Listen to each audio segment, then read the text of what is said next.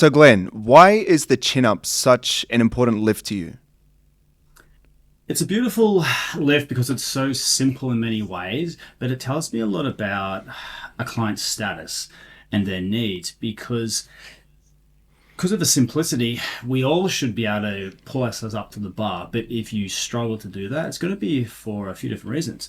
One of them can simply be to body composition. And so if you're unable to do that, it says maybe we need to diet, knock off some body fat, and you magically get stronger.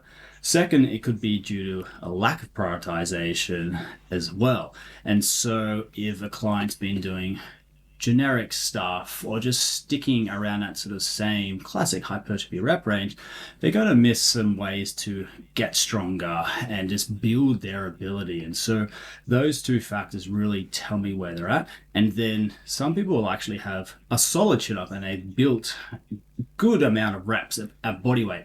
But then with those people, for me, it's always let's take you to the next level and get you strong for load. And so kind of classifying where a client is at based off their chin up ability, whether they're strong reps, they're strong for load, or they can't do any, tells me a lot about where I need to take their programming and also their nutritional protocols as well. So that's why I love the lift. And it's also less complex than say, okay, do a heavy ass deadlift to start off or a heavy ass squat, because other factors like mobility, injuries can impact where you're at. Like for instance, like my squat and conventional deadlift aren't definitely where they're at before, but now I do other things due to injuries and managing and working around that. But I still have a pretty damn good chin up myself, despite being a smaller human, and so my relative strength is pretty good. But how I built the chin up was kind of like very much a journey, but how I build my clients' chin-ups now is actually different. And I very much, from what I observe and hear, is I take a very different path to get to that first chin-up and getting clients stronger for reps than most. Right. So let's break that down. First of all, some like a quick list of mistakes would be nice, like that people make, Mm-hmm. and then how you would take someone that can't do a chin up, like they're wobbly, they're shaking, to get Yep. their first one, and then if we get there, we can talk about the other level of people that can do their body weight and how you kind of Mm-hmm. take them even further. Yeah, if you want to get your first jump, and let's just say you're pretty close, there's a few things I will do. Step one, stop trying to do chin-ups. Instead, start doing pull downs because you're still training the pull or vertical pull pattern. That can in turn allow you to build that vertical pulling strength, which can then in turn transfer across to your chin up potential. Because that's the quirky thing about chin ups. It gets harder the higher up you go. And so if you can't get one, it just changes what you can do. Of course, yes, you can do banded chin ups. It works fine. But again, it gives you a bit of a sort of a rocket launch on the bottom and then it drops off at the top. And so it's sort of a bit of a mismatch where you actually want the help. You can, of course, do things like eccentric, chin ups, and all that jazz. And I'd still sometimes use them, but my priority actually is to get really competent and strong on the pull down. But then the other tip is we want to lower the reps. Yeah, 10 to 12 reps. Of course, that's building that capability and training the key muscles involved.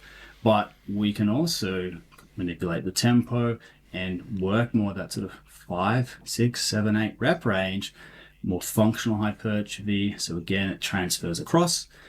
Likewise, third tip, prioritize it. Do it first in your training session before fatigue comes a key factor. Because if you want to get strong, you don't want fatigue impacting your training performance. Secondly, do it twice a week. Increase the frequency of it, accelerate your rates of progress by training it twice. And so if you do it 100 times a year versus 50, logic says one person will accelerate faster, especially if you do it first. So they're very much my sort of three things which build that base. But also, as I alluded to right at the start, diet. Because almost everybody's carrying too much body fat, which makes the chin up harder than it could be, because the chin up is like the ultimate relative strength lift, because you're pulling your strength relative to your body weight. And so that's why, to me, it tells me so much, because if it's, let's just say, I don't know, a female client who's 72, but they want to be 58, Of course, the chin-up's gonna be harder. You got 14 kilograms more weight on you than you kind of want, and so that's the benefit of attacking a chin-up during a dieting phase. Like I love that, and I do it all the time with clients because it gives us another number to focus on beyond the scale. We're focusing on a number in the gym, and then secondly, as you get smaller, you can get stronger, and so I really like focusing on the art of lifting and training beyond just I want to get smaller and I want to get better at this craft and I want to feel better and build a better life. Because yeah, I feel invigorated because I can pull heavy ass weights and do crap loads of jumps. And so it's quite empowering. It's for a female client, especially like it can be a very powerful goal. And so that's sort of, yeah, some big tips as to what I would focus on. Of course, there's many paths to the same outcome, but that's what I've been focusing on in the last few years and it works pretty well. So with this strategy, when do you find the right time to go from the lat pull down to the chin up bar? If you've taken them off, like, hey, let's stop trying to get the first chin up. You can't get it yet. Let's go to the lat pull down, drop some weight. When do you actually go from the low amount of reps on the lat pull down to the chin up bar? Yeah, good question. It depends on body fat, like body weight, body fat, how much lighter do they have to get? Because if the client is in a muscle building phase and they're gaining weight, or they're still quite a long way away from their goal, I know automatically it's going to be a lot harder than it should. Yeah, you could use something like the assisted pull-up machine, which gives you some support. If I was in-person coaching a client, like I actually really like supported chin-ups where you give them a bit of a nudge and a bit of a spot, but you do that in the opposite manner to the band where you actually give them a nudge towards the top. But When it's yeah, the like hardest. if you're, yeah, 100%, it's a brilliant strategy. But yeah, if say someone's getting close or maybe they can sort of grind out an ugly first rep, I might take 3 phases to build them to a stronger chin up before I actually attack it. And then I'll use some more specific, unique protocols to get them stronger for reps. And again, I'm not doing a heap of assisted chin ups. I'm going a different pathway to build that base than most. But if a client still has 20 kilograms to lose, I'm kind of avoiding it. And this is someone who is naturally biased to chin-ups. I love chin-ups. I want everyone to get stronger. But personally, I just think that's a superior way just because of the nature of the lift and where people's body composition or strength is at. And then secondly, I'm also primarily online these days, and I could do some really creative, funky protocols in the gym, like the assisted chin-up with me pushing you. But I don't have that ability. So that's why I've sort of gone the other way to just build that quality and build that base. And do you find strengthening the horizontal pull to be beneficial as well to the chin up? Like there's some people that'll say inverted rows have carryover, even like bent over rows and kind of seated rows because it's a different plane of movement, but it's still training the back. Do you see that or do you not see that? It's not going to hurt, but it's a very different motion. And inverted rows, yeah, the good thing about that is, yes, your lats are going to be a bit more involved because you're hanging. You have to maintain like postural stability. And that's a big thing about chin-ups as well. I did say it's more simple, but it's also deceptively technical because we want to move in as efficient sort of path as possible. And so for me, it's just, I'm really just wanting to go up and down. I'm not wanting to flop around. I hate when people have like their legs all bent and floppy and they're swinging around and stuff. It's like, we need to actually lock it down to move efficiently as possible, especially when fatigue kicks in and you start grinding. Because if you start going up and down in a sort of a squiggly line and swinging around, it's going to kick you out of the position you want to be, which makes it lift harder as well. And so that's the big thing. So I think those movements, those horizontal pulls are helpful, but they're way less specific than actually training the pull down. I would prefer to do this eccentric stuff with a chin-ups versus say do a horizontal row, just because of the specificity and the muscle groups trained and the motion trained, because it's still a skill and you're practicing that skill of pulling up and down versus horizontal. Yeah, gotcha.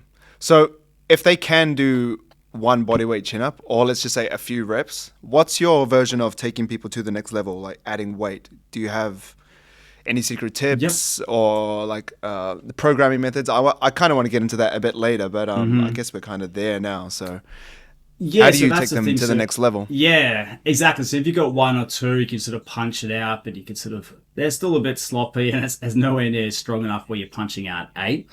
Again, we have another quirky dilemma because, of course, we could in theory add load, but you're not adding much load. And if you're just getting 2 reps, it's like, well, how do I progress? Because it's like doing almost like a 1 rep max in a squat, and that's all you're doing. So we want to be a bit funky and creative with it. And so again, that's the benefit of doing more specific pull down variations to complement the chin. And so that could be a B series, so a supportive lift after a chin up. It could be as the primary lift on another day to again further build that vertical pulling strength. But the other thing is tip one, rest longer, because rest is probably one of, if not the most powerful performance enhancers you can do in the gym. Stop resting 60 seconds, 90 seconds if you want to get strong, especially if you're training lower reps. So that's also why I love doing for upper body antagonist paired supersets, translation, push and pull. And that allows you to integrate more rest between your individual exercises without detracting from the performance. Because if you do a chin up, and you rest 90 seconds, then you do a press, you rest 90 seconds, and then you go back to chins, you've had more rest before you're doing the pull-up pattern. Secondly, you can also manipulate rest intraset. And so you can use a special type of set called cluster sets, which is one of my favorite special strength methods, where let's pretend you want to do 5 total reps, but we break up the reps with pre-planned brief rest periods to unlock heavier load or more work output that would be normally possible if you did a classic set. So instead of doing 5 reps with whatever load, you might go 3, rest 30 seconds, 1, rest 30 seconds, 1, set done. 5 reps, done in a different way. So if you can only do 3 reps at body weight, cool. I just waved my magic wand and grabbed some extra rest and threw it at you, and then now you've got 5 reps for that one set. Do it 3 sets, cool, 15 reps. So I'm building a client's ability to do more reps by manipulating rest intraset and between sets in terms of how I'm structuring things. And thirdly, another thing you can do an extra set, extra volume. Everyone would probably say, oh yeah, just do a rest pause or something like that. Like a rest pause method, you might chuck it on the end of a set where essentially you do your first 3 sets, rest 30 seconds on the last set, then you do max reps. Similar thing, but the clusters is pre-planned and you're already going for a specific rep target. You know what you're trying to achieve. And so that's a brilliant method to get stronger for reps as well.